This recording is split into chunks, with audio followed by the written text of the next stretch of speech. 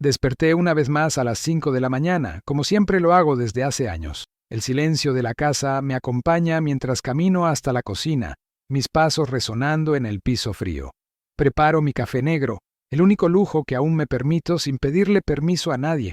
Me siento a la mesa de la cocina y observo el patio a través de la ventana. Las plantas que un día cuidé con tanto cariño, ahora crecen salvajes, abandonadas como yo. El café se enfría en mis manos, mientras pienso en cómo los días se han vuelto todos iguales, una secuencia interminable de horas vacías. Escucho los ruidos de la casa despertando lentamente, pero nadie viene a saludarme. Soy un fantasma en mi propia casa. Termino mi café y camino hasta la sala. Mi sillón favorito, aquel que compré cuando me casé, aún me acoge como en los viejos tiempos. Enciendo la televisión para romper el silencio que pesa sobre mí como una manta sofocante. Las noticias hablan de problemas en el mundo, pero mis problemas parecen más grandes que cualquier guerra distante. Tomo el periódico de ayer, que nadie se molestó en leer, y hojeo sus páginas amarillentas. Las letras bailan ante mis ojos cansados, pero no logro concentrarme en ninguna noticia. Todo me parece distante, como si fuera apenas un observador de una vida que ya no es mía. El reloj marca las 7 y la casa continúa en silencio. Me levanto despacio, sintiendo el peso de los años en cada articulación. Voy al baño a hacer mi higiene matinal, mirando en el espejo a un hombre que no reconozco completamente. Los cabellos blancos, las arrugas profundas, los ojos que perdieron el brillo de otros tiempos. Cuando era joven, nunca imaginé que llegaría a este punto de la vida sintiéndome tan invisible. Me cepillo los pocos dientes que me quedan y pienso en cómo mi esposa solía ayudarme cuando la artritis atacaba mis manos. Ella se fue hace 3 años, y desde entonces soy apenas una carga para mis hijos. Un recuerdo incómodo de sus propias fragilidades futuras. Termino de arreglarme y regreso a la sala, donde pasaré otro día entero solo. El teléfono suena a las 9, como todos los días. Es mi hija Sandra, cumpliendo su obligación de verificar si aún estoy vivo. Hola papá, ¿todo bien?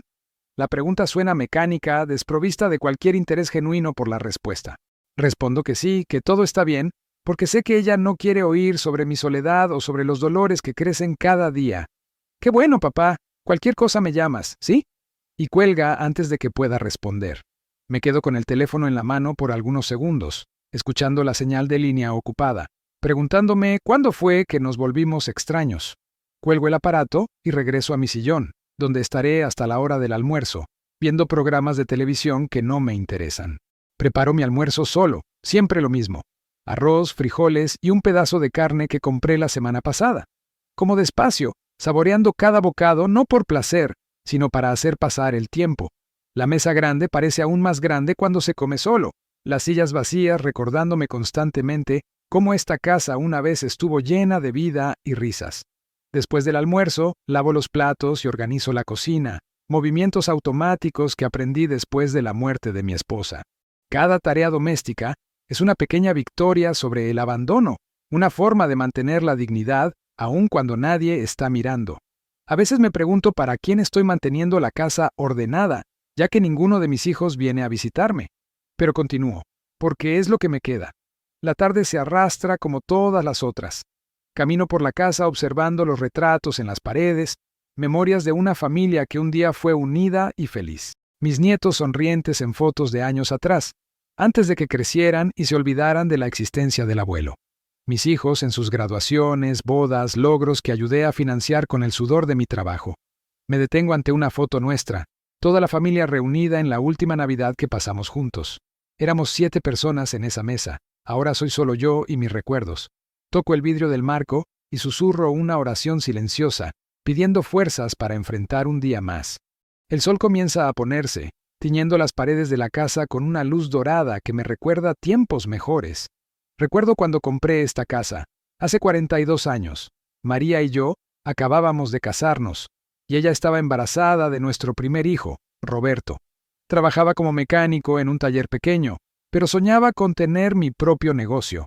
María cosía para afuera en las horas libres y juntos logramos juntar el dinero para la entrada de la casa. Era pequeña, necesitaba reformas, pero era nuestra. Recuerdo la alegría en sus ojos cuando firmamos los papeles, cómo acarició su vientre y dijo, «Nuestro hijo va a nacer en una casa propia». Roberto nació 3 meses después, en un parto difícil que casi se lleva a María. Pero ella resistió, fuerte como siempre fue, y trajimos a nuestro niño a casa. Esos fueron los días más felices de mi vida, cuando todo parecía posible y el futuro se extendía ante nosotros lleno de promesas. Roberto era un niño curioso y cariñoso. Pasábamos horas juntos en el patio, yo enseñándole sobre las plantas, sobre cómo arreglar cosas rotas, sobre la importancia del trabajo honesto. María lo observaba desde la ventana de la cocina, sonriendo mientras preparaba la cena. 2 años después, Sandra llegó, completando nuestra familia pequeña pero feliz. Era una niña dulce, que me seguía por la casa como un perrito fiel. Construí un columpio en el patio para ella, y los domingos por la tarde la empujaba por horas, mientras ella reía y pedía, «¡Más alto, papá, más alto!». María había dejado de coser para dedicarse completamente a los niños, y yo trabajaba el doble para sostener a la familia. No era fácil, pero éramos felices.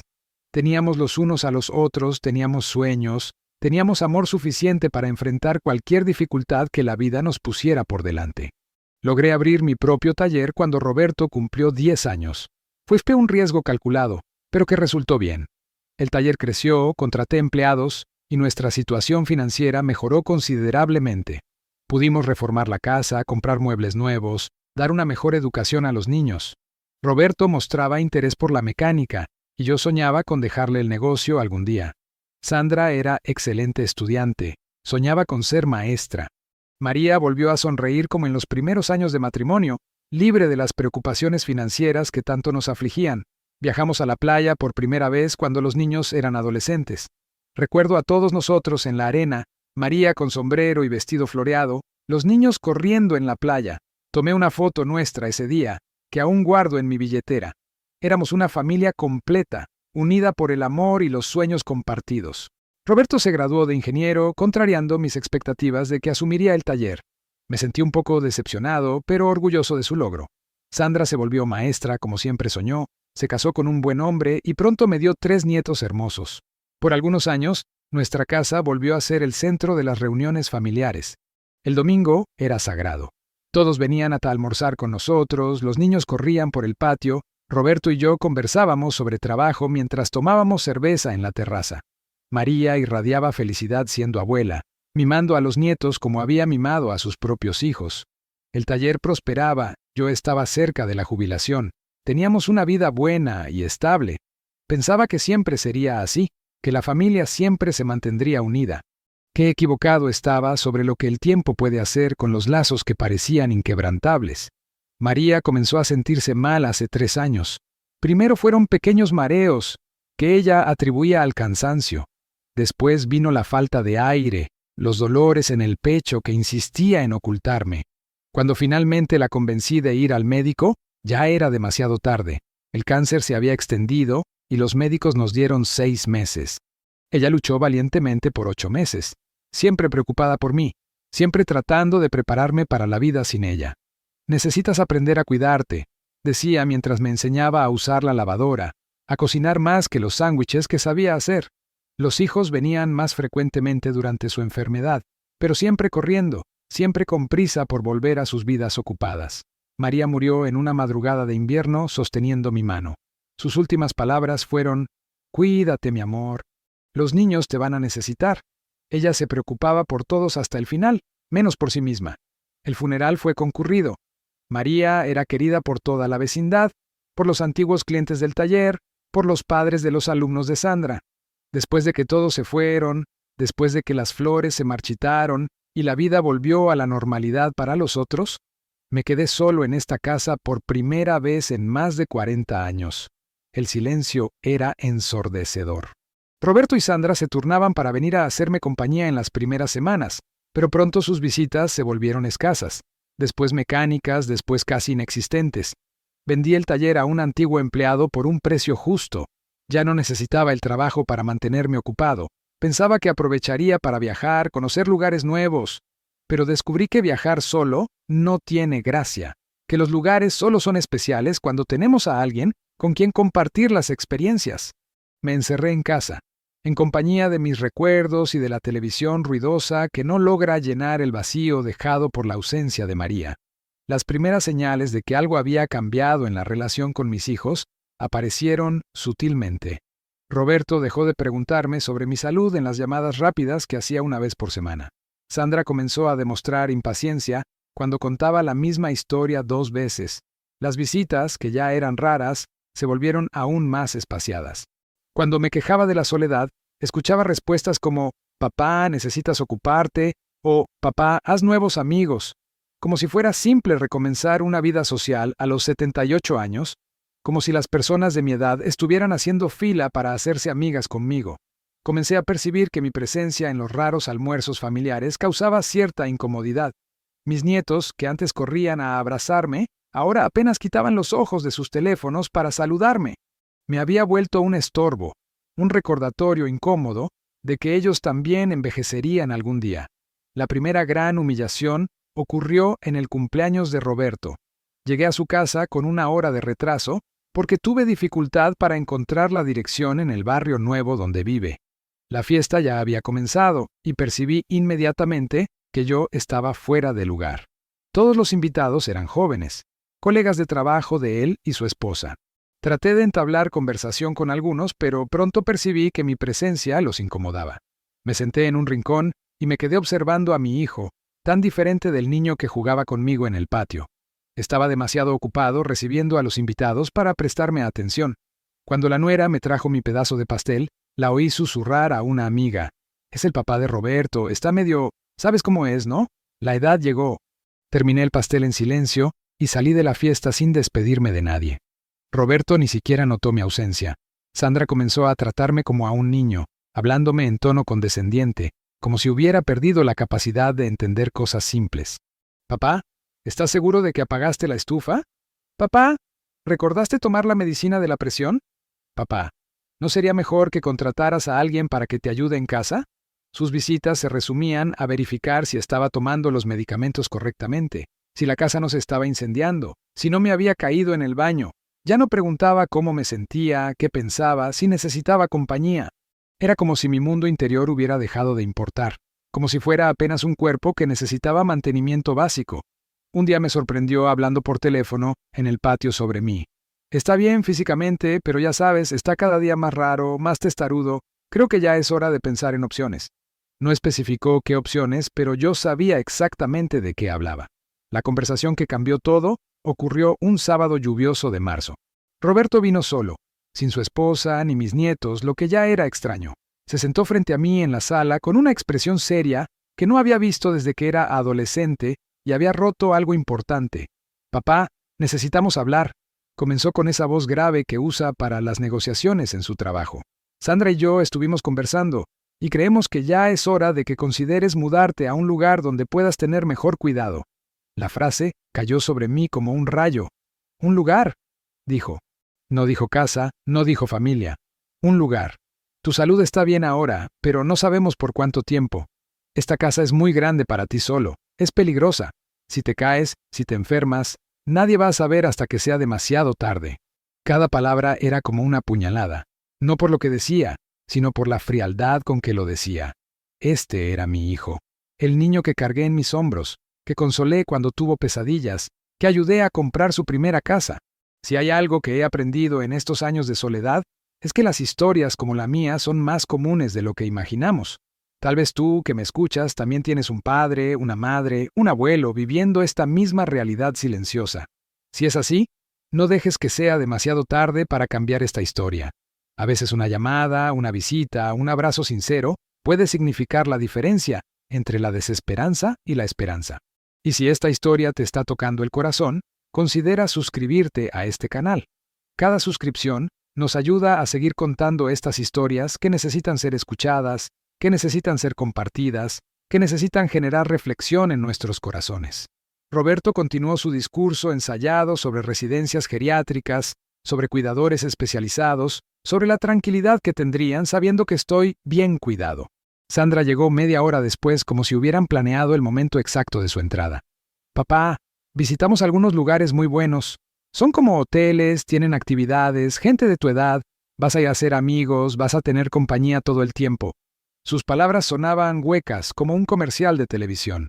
«Amigos», decía, como si la amistad fuera algo que se puede comprar junto con la mensualidad de un asilo. Como si 40 años de vida en esta casa, 40 años de recuerdos en cada rincón, pudieran ser simplemente empacados en cajas y llevados a un cuarto pequeño en una institución.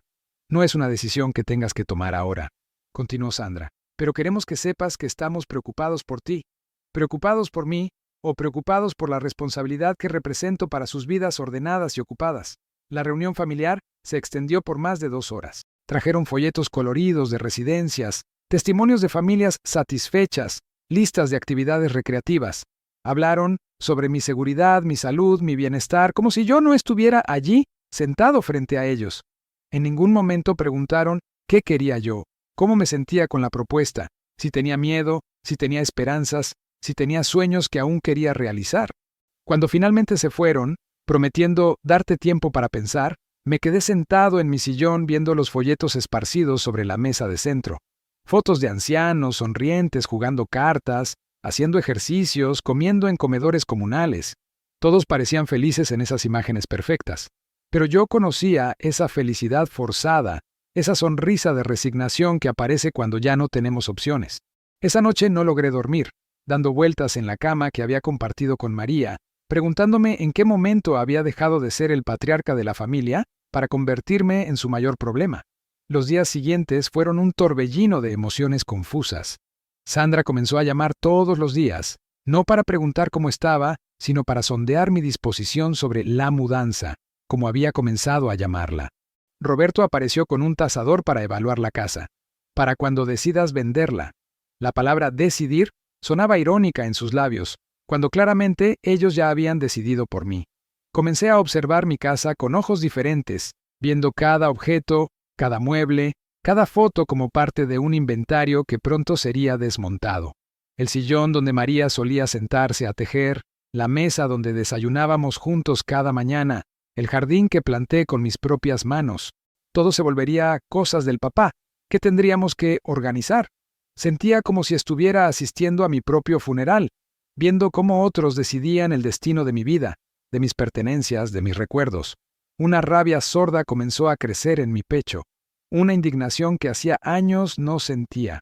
La gota que derramó el vaso fue descubrir que Sandra había programado una visita a uno de los asilos sin consultarme. «Es solo para conocer, papá».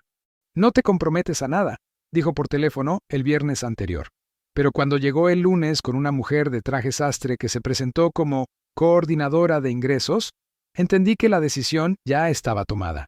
La mujer recorrió mi casa con una sonrisa profesional, evaluando mi estado mental con preguntas disfrazadas de conversación casual. «¿Qué desayunó hoy, señor Carlos? ¿Recuerda qué día es hoy? ¿Toma medicamentos? ¿Quién se los da?». Sandra respondía por mí cuando consideraba que mi respuesta tardaba demasiado. La coordinadora tomaba notas en una tableta, clasificándome, categorizándome, reduciéndome a una serie de síntomas y necesidades que encajaran en los servicios de su institución. Cuando se fueron, dejaron un contrato para que lo revise con calma.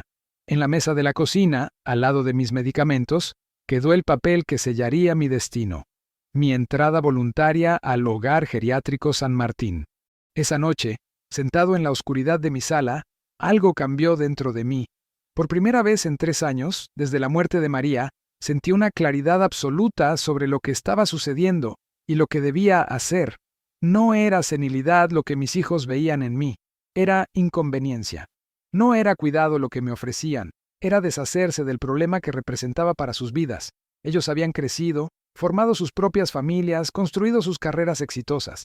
Yo había cumplido mi función como padre, como proveedor, como sostenedor de sus sueños. Ahora era solo un estorbo que recordaba su mortalidad, una responsabilidad que complicaba sus agendas ocupadas. Pero en esa oscuridad silenciosa, rodeado de 40 años de recuerdos, tomé la decisión más importante de mis últimos años. No iba a permitir que decidieran mi destino sin mí. No iba a entregar mi dignidad a cambio de una supervivencia cómoda pero vacía. Por primera vez en mucho tiempo, me sentí dueño de mi propia vida. La rabia se transformó en determinación, y la determinación se volvió plan. Durante las siguientes 2 semanas, mientras Sandra y Roberto me presionaban sutilmente para firmar los papeles del asilo, yo me preparaba en silencio para mi propia revolución. Comencé organizando mis documentos importantes, separando lo que era verdaderamente mío de lo que pertenecía a la familia. Revisé mis cuentas bancarias, mis pólizas de seguro, mis inversiones. Descubrí que tenía más recursos de los que imaginaba, suficientes para mantener mi independencia por muchos años si era cuidadoso. Contacté a un abogado para actualizar mi testamento, estableciendo claramente mis últimas voluntades. Pero lo más importante, comencé a recordar quién había sido antes de convertirme en el anciano invisible que mis hijos veían. Recordé al hombre que había construido un negocio próspero, que había criado 2 hijos exitosos, que había amado profundamente y había sido amado. Ese hombre no había desaparecido con la edad, solo había sido enterrado bajo capas de soledad y abandono. Empecé a salir de casa todos los días, algo que no hacía desde hacía meses. Caminaba por el barrio, saludaba a los vecinos que aún me reconocían, visitaba la panadería donde María compraba pan dulce los domingos. Cada salida era un acto de rebeldía contra la imagen de fragilidad que mis hijos habían construido sobre mí. Reorganicé mi rutina, mis hábitos, mi aspecto. Me corté el cabello en la peluquería donde había ido durante 20 años, me compré ropa nueva, más juvenil pero apropiada. Comencé a cocinar platos que hacía años no preparaba, llenando la casa con aromas que despertaban recuerdos felices. Llamé a viejos amigos que había perdido de vista.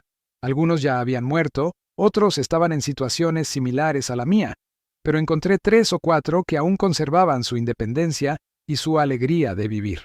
Poco a poco, la vida comenzó a regresar a esta casa que mis hijos ya consideraban una tumba. El cambio más importante fue interno. Dejé de esperar las llamadas de Sandra, dejé de sentirme culpable por ser una carga, dejé de disculparme por seguir vivo y necesitar atención ocasional. Comencé a verme como había sido toda mi vida, un hombre digno, capaz, con historias que contar y sabiduría que compartir. Mis hijos habían decidido ver solo mi edad, mis achaques menores, mis olvidos ocasionales. Pero yo era mucho más que eso. Era el hombre que había trabajado 60 años sin faltar un día, que había criado 2 profesionales exitosos, que había amado a una mujer durante 4 décadas, que había construido una casa y un legado. Tenía derecho a decidir cómo quería vivir mis últimos años. Tenía derecho a cometer mis propios errores. Tenía derecho a mi dignidad. Y si mis hijos no podían ver eso, si solo veían un problema que resolver, entonces era hora de tomar las riendas de mi propia vida. La decisión final llegó un martes gris de abril. Roberto apareció en casa sin avisar, trayendo los papeles del asilo ya completados. Solo necesitamos tu firma, papá, ya pagamos el depósito, puedes mudarte el próximo lunes. Su tono era el mismo que usaría para cerrar un negocio, eficiente y sin emociones. No era una propuesta, era un ultimátum disfrazado de cariño filial. Van a venir a Dura a ayudarte a empacar este fin de semana. Sandra ya separó lo que puedes llevar y lo que vamos a guardar o donar. Lo que puedes llevar. Como si mi vida de 78 años cupiera en 2 maletas y una caja de recuerdos. Me quedé mirando los papeles sobre la mesa, la firma en blanco esperándome como una sentencia de muerte. Papá, esto es lo mejor para todos, continuó Roberto. Vas a estar seguro, cuidado, y nosotros vamos a tener tranquilidad sabiendo que estás bien. Tranquilidad para ellos. Esa era la verdadera motivación. No mi bienestar, sino su comodidad. En ese momento, tomé la decisión que cambiaría todo. No voy a firmar, dije con una calma que me sorprendió a mí mismo. Roberto levantó la vista del teléfono, donde estaba respondiendo mensajes como si no hubiera escuchado bien. ¿Perdón? Dije que no voy a firmar estos papeles. No me voy a mudar a ningún asilo. Esta es mi casa y aquí me voy a quedar. El silencio que siguió fue denso, cargado de tensión. Roberto guardó el teléfono y me miró como si acabara de decir algo completamente irracional. Papá, ya hablamos de esto. No puedes quedarte solo en esta casa. Es peligroso, es irresponsable. ¿Irresponsable para quién?, pregunté, sintiendo cómo la rabia contenida durante meses comenzaba a salir. ¿Para mí, que he vivido aquí durante 40 años? ¿O para ustedes que no quieren lidiar conmigo? Mi voz se elevó por primera vez en años, recuperando la autoridad que había tenido como padre, como jefe de familia. Roberto retrocedió en su silla, claramente sorprendido por mi reacción. La conversación que siguió fue la más honesta que habíamos tenido en años, aunque también fue la más dolorosa. Roberto trató de usar todos los argumentos lógicos. Mi edad, los riesgos de vivir solo, la tranquilidad que tendrían ellos, la calidad de vida que tendría en el asilo. Pero por cada argumento suyo, yo tenía una respuesta. Sí, tenía 78 años, pero mi mente estaba clara y mi cuerpo funcionaba bien. Sí, Vivir solo tenía riesgos, pero también los tenía cruzar la calle o manejar un auto, y nadie les prohibía esas actividades. La tranquilidad de ellos no era mi responsabilidad, así como mi felicidad no era la de ellos. Y sobre la calidad de vida, ¿quién mejor que yo para decidir qué significaba esa frase? Papá, estás siendo egoísta, dijo finalmente, cuando se le acabaron los argumentos racionales. Estás pensando solo en ti, no en lo que significa para nosotros preocuparnos constantemente por tu seguridad. Egoísta. Repetí la palabra, saboreando su amargura. 60 años trabajando para mantener a esta familia, pagando su educación, sus primeras casas, sus primeros autos, y ahora soy egoísta por querer decidir dónde pasar mis últimos años. Sandra llegó 1 hora después, claramente llamada por Roberto para reforzar la presión.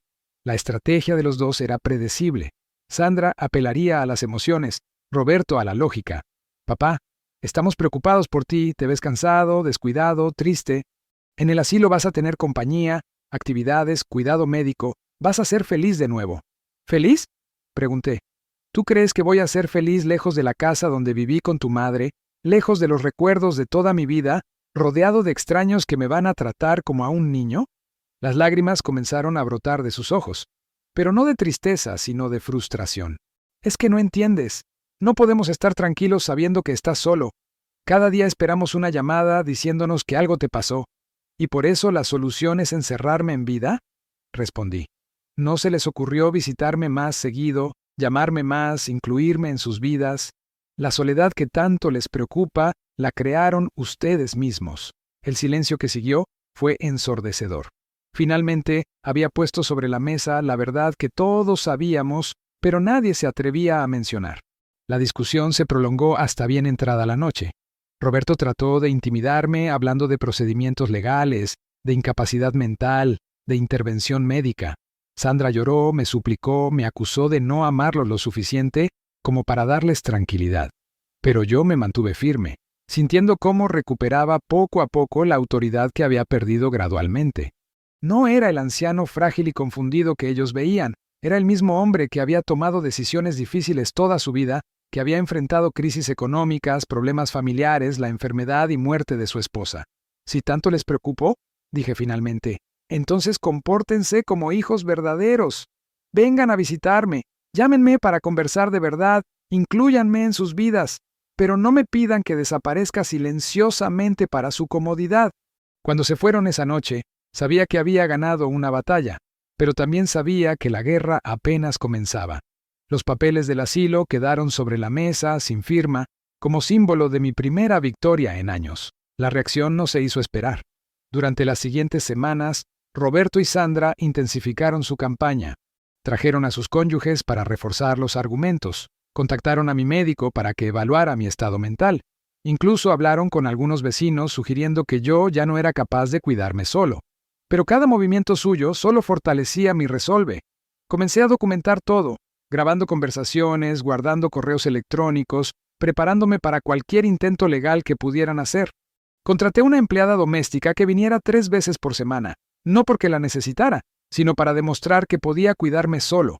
Instalé un sistema de alarma médica, me hice exámenes de salud completos, actualicé todos mis documentos. Si querían jugar el juego de la competencia legal, yo estaba preparado para ganar. Pero lo más importante, comencé a vivir de verdad por primera vez en 3 años. Retomé aficiones abandonadas, hice nuevas amistades, incluso comencé a considerar la posibilidad de viajar, algo que había evitado desde la muerte de María. Un mes después de mi negativa a firmar los papeles, Sandra apareció en casa con una propuesta diferente. Su tono había cambiado, ya no era condescendiente, sino cansado, derrotado. Está bien, papá, si no te quieres mudar, no te vamos a obligar, pero necesitamos establecer reglas. Las reglas incluían llamadas telefónicas diarias obligatorias, visitas médicas regulares reportadas a ellos, una empleada doméstica a tiempo completo y modificaciones en la casa para hacerla más segura. ¿Y si algo te pasa?, agregó Roberto, que había llegado poco después. Si te caes, si te enfermas, si nos das un susto, inmediatamente te mudas al asilo, sin discusión. Era un ultimátum disfrazado de compromiso, pero era mejor que la capitulación total que habían pretendido originalmente. Acepté sus condiciones, sabiendo que había ganado el derecho a vivir mis últimos años en mis propios términos, aunque fuera bajo supervisión constante. Pero el verdadero cambio no vino de las negociaciones familiares, sino de una decisión personal que tomé esa misma semana. Estaba cansado de vivir defensivamente, de justificar cada día mi derecho a seguir existiendo en mi propia casa. Decidí que era hora de vivir ofensivamente, de construir una nueva vida sobre los cimientos de la que había perdido. Contacté a una agencia de viajes especializada en turismo para adultos mayores y reservé un viaje a Europa que María y yo habíamos planeado para nuestra jubilación, pero que nunca pudimos hacer. Llamé a primos lejanos que hacía años no veía, retomé correspondencia con compañeros de trabajo jubilados, me inscribí en un club de ajedrez del barrio. Cada actividad nueva era una declaración de independencia, una afirmación de que mi vida no había terminado con la muerte de María, ni con el abandono de mis hijos. Si has llegado hasta aquí en esta historia, es porque algo en ella te está tocando el corazón. Tal vez reconoces a tu propio padre en mis palabras, tal vez ves tu futuro en mi presente, o tal vez simplemente entiendes que todos merecemos dignidad sin importar nuestra edad. Estas historias necesitan ser contadas, necesitan ser escuchadas, necesitan generar reflexión y cambio. Si esta narrativa te ha emocionado, te ha hecho pensar, te ha removido algo por dentro, considera suscribirte a este canal. Cada suscripción es una voz más que dice que las historias de los mayores importan, que nuestras experiencias tienen valor, que nuestra sabiduría merece ser compartida. No dejes que estas voces se silencien en la indiferencia. El viaje a Europa fue una revelación. Por primera vez en décadas, me vi a mí mismo como algo más que el papá de Roberto y Sandra. Era Carlos, un viajero experimentado con historias que contar y curiosidad por descubrir lugares nuevos. En Roma, conocí a una viuda italiana de mi edad que me enseñó que el amor no termina a los 70 años. En París, recordé la pasión por el arte que había abandonado cuando las responsabilidades familiares consumieron todo mi tiempo libre. En Barcelona descubrí que mi español, oxidado por décadas de desuso, aún me permitía comunicarme y hacer amigos. Cada día del viaje era una lección sobre posibilidades que creía perdidas para siempre. Regresé a casa transformado, con energía renovada y una perspectiva completamente diferente sobre lo que significaba envejecer. Ya no era el anciano que esperaba la muerte en una silla, sino un hombre maduro con experiencias por vivir y amor por dar. La reacción de mis hijos al verme regresar bronceado, sonriente y lleno de anécdotas fue reveladora. Sandra mostró una mezcla de sorpresa y molestia, como si mi felicidad fuera un reproche a su comportamiento anterior. Roberto fue más directo. No sabía que tenías dinero para ese tipo de lujos. ¿Lujos?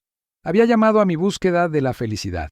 Pero había algo más en sus reacciones, algo que no habían mostrado en años: respeto. Por primera vez en mucho tiempo, me veían no como una carga o un problema, sino como una persona completa con agencia sobre su propia vida. Comencé a recibir llamadas más frecuentes, no para verificar si seguía vivo, sino para escuchar sobre mis aventuras. Mis nietos, que hacía meses apenas me saludaban, ahora querían escuchar historias sobre los lugares que había visitado. Era como si al recuperar mi identidad independiente, hubiera recuperado también mi valor como persona, digna de atención y respeto. Los cambios en mi vida atrajeron cambios en las relaciones familiares. Roberto, quizás sintiendo culpa por cómo me había tratado, comenzó a visitarme más seguido. No las visitas obligatorias y apuradas de antes, sino encuentros genuinos donde conversábamos sobre trabajo, sobre política, sobre la vida. Descubrí que mi hijo había desarrollado una perspicacia para los negocios que había heredado de mí, pero que también cargaba presiones y ansiedades que yo conocía bien. Por primera vez en años pude darle consejos que valoró, apoyarlo en decisiones difíciles, ser su padre de verdad en lugar de ser solo su responsabilidad. Sandra tardó más en adaptarse al nuevo equilibrio, pero finalmente comenzó a traer a mis nietos más seguido. Verlos jugar en el mismo patio donde sus padres habían jugado décadas antes me llenaba de una felicidad que creía perdida para siempre. La casa volvió a llenarse de risas, de conversaciones, de vida, pero el cambio más profundo fue en mi relación conmigo mismo. Dejé de disculparme por envejecer, dejé de sentirme culpable por necesitar ayuda ocasional, dejé de vivir como si cada día fuera una carga para los demás. Comencé a ver mis años no como una cuenta regresiva hacia la muerte, sino como tiempo precioso que debía ser vivido plenamente. Me inscribí en clases de pintura, algo que siempre había querido hacer, pero para lo cual nunca había tenido tiempo. Retomé la jardinería, convirtiendo mi patio trasero en un pequeño paraíso de flores y plantas. Escribí cartas a viejos amigos, compartí memorias de mi matrimonio con María, comencé incluso a considerar la posibilidad de conocer a alguien especial. A los 78 años, estaba redescubriendo la alegría de vivir, no a pesar de mi edad, sino precisamente porque entendía el valor del tiempo que me quedaba. El momento de mayor reconciliación llegó en el aniversario de la muerte de María. Por primera vez desde su funeral, Roberto y Sandra vinieron juntos a visitarme sin una agenda oculta. Trajeron flores para llevar al cementerio, prepararon el almuerzo que María solía cocinar en ocasiones especiales, y pasamos la tarde recordando no solo a su madre, sino también los buenos tiempos que habíamos vivido como familia. Roberto pidió perdón por haber querido forzarme a mudarme al asilo. No entendía lo que significaba esta casa para ti, papá. Pensé que estaba protegiéndote, pero en realidad te estaba quitando todo lo que te hacía feliz. Sandra lloró mientras admitía que había proyectado sus propios miedos al envejecimiento en mi situación. Tenía miedo de que te pasara algo, y de que fuera mi culpa por no estar más presente, pero la solución no era alejarte de todo lo que amas. Esa tarde, sentados en el patio donde habíamos compartido tantos momentos felices, volvimos a ser una familia de verdad. La relación con mis nietos cambió dramáticamente una vez que sus padres dejaron de transmitirles la idea de que el abuelo era un problema. Comenzaron a visitarme regularmente, no por obligación, sino por genuino cariño. El mayor, Sebastián, de 16 años, me pidió que le enseñara mecánica básica. Trabajando juntos en el garaje, transmitiéndole conocimientos que había acumulado durante décadas, me sentí útil y valorado de una manera que hacía años no experimentaba. La menor, Lucía, de 12 años, descubrió mi colección de fotos antiguas y me convirtió en su historiador familiar personal. Escuchaba fascinada las historias de cómo había conocido a su abuela, cómo era la vida cuando sus padres eran niños, cómo habíamos construido esta familia paso a paso. Elena, de 14 años, encontró en mí un confidente inesperado para sus problemas adolescentes, alguien que la escuchaba sin juzgar y le ofrecía perspectivas que sus padres ocupados no podían dar. Ser abuelo de verdad, no solo biológicamente sino emocionalmente, fue uno de los regalos más grandes de mis últimos años. Con el paso de los meses, establecimos nuevas tradiciones familiares que me incluían como protagonista activo, no como espectador pasivo. Los domingos se convirtieron en sagrados otra vez, pero esta vez porque todos querían venir, no porque se sentían obligados. Yo cocinaba los platos que había aprendido a preparar durante mis años de soledad. Roberto traía vino y se encargaba de la parrilla. Sandra organizaba juegos para los niños. Durante estos almuerzos largos y bulliciosos, contaba historias de mi juventud, de mis padres, de épocas que mis hijos y nietos solo conocían por libros de historia. Me convertí en el guardián de la memoria familiar, el que conectaba el presente con el pasado, el que daba contexto y profundidad a la identidad de cada uno. Era exactamente el rol que siempre había deseado tener como patriarca. No el de un dictador temido, sino el de un sabio respetado y querido. Pero la transformación más hermosa ocurrió en mi propia percepción del envejecimiento. Dejé de ver mis canas como símbolo de decadencia y comencé a verlas como medallas de honor por haber sobrevivido y aprendido durante tantos años. Mis arrugas dejaron de ser marcas de deterioro para convertirse en mapas de las sonrisas que había regalado y recibido. Mi lentitud al caminar ya no era una limitación vergonzosa, sino el ritmo pausado de alguien que ha aprendido a saborear cada momento. Mis olvidos ocasionales no eran señales de demencia incipiente, sino evidencia de una mente que había almacenado tantas experiencias que a veces necesitaba un momento extra para encontrar la información correcta. Me reconcilié con mi cuerpo, con mi edad, con mi mortalidad, no porque hubiera dejado de importarme, sino porque había encontrado maneras de vivir plenamente dentro de las limitaciones naturales del tiempo.